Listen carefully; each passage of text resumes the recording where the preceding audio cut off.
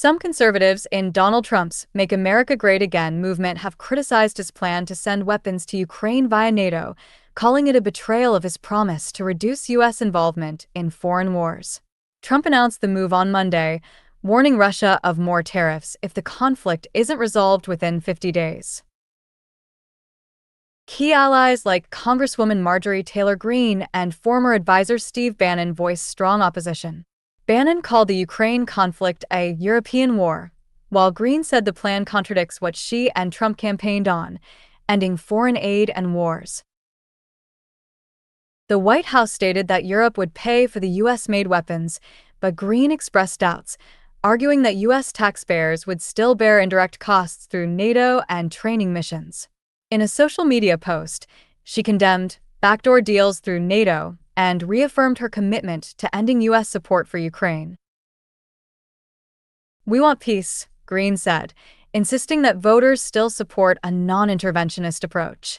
Trump defended the decision, emphasizing that it's not aid but a sale, yet the pushback from his base marks a rare public rift among his staunch supporters. President Vladimir Putin plans to continue the war in Ukraine until the West agrees to peace talks on his terms, according to Kremlin sources. Undeterred by Donald Trump's threats of sanctions, Putin believes Russia's military and economy can withstand further Western pressure. Trump recently announced more weapons for Ukraine, including Patriot missiles, and warned of additional sanctions if peace isn't reached in 50 days. However, sources say Putin feels the West hasn't seriously engaged in peace talks and will fight on to achieve Russia's goals.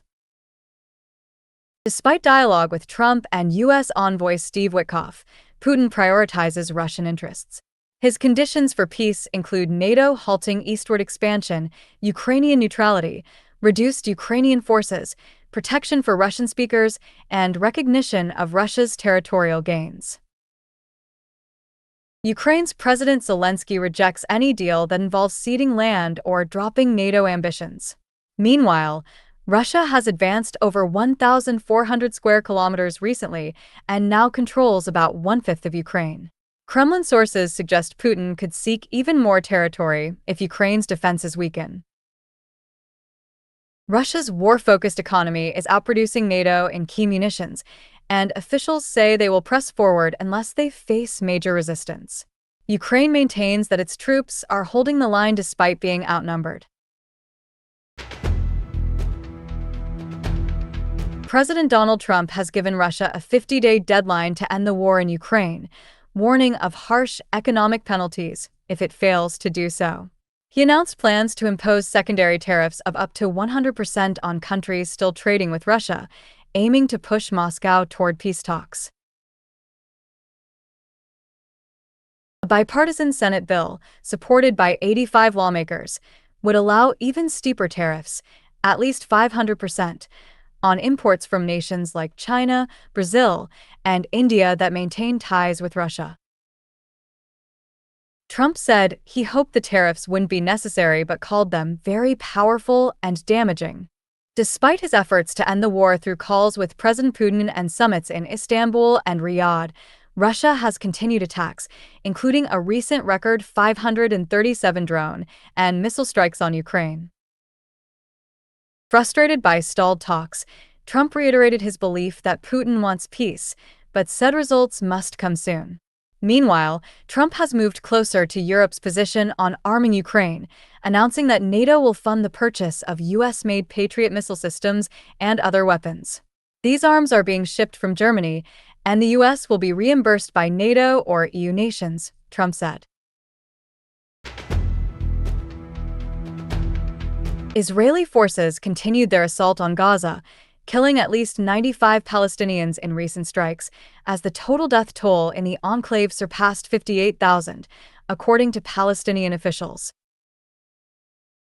A strike on a crowded Gaza City market killed 17 people, including respected Dr. Ahmed Kandil.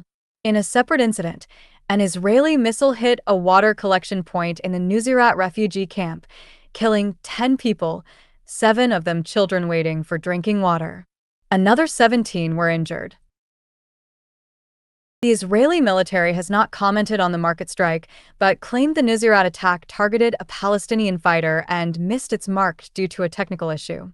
This statement has not been independently verified. Jessica Dorsey, an international lawyer and professor at the University of Utrecht, questioned the Israeli military's explanation, citing repeated civilian casualties throughout the conflict. She argued that such incidents suggest a troubling pattern rather than isolated mistakes. NASA's 2022 DART mission, which successfully altered an asteroid's path by crashing into it, is now raising new concerns. A recent study reveals that debris from the impact is behaving in unexpected ways, which could complicate future asteroid deflection missions. On September 26, 2022, the DART spacecraft struck the asteroid Dimorphos at 15,000 miles per hour, changing its orbit and shape. The mission was seen as proof that a kinetic impactor could be used to protect Earth from hazardous asteroids. However, a study published on July 4th in the Planetary Science Journal found that over 100 large boulders ejected from Dimorphos had about 3 times more momentum than predicted. Researchers, using images from ESA's LICA cube, also discovered that the boulders were oddly grouped in 2 clusters instead of spreading randomly. Study lead Tony Farnham said this suggests the boulders received an unexpected push, adding complexity to the mission physics. Co-author Jessica Sunshine warned that in a real-life emergency, such unpredictable behavior could cause critical errors. It's like a cosmic game of pool, she said, stressing the need to consider all variables to avoid missing the target in future deflection efforts. Subscribe to Insight News to stay up to date with the most important news from around the world.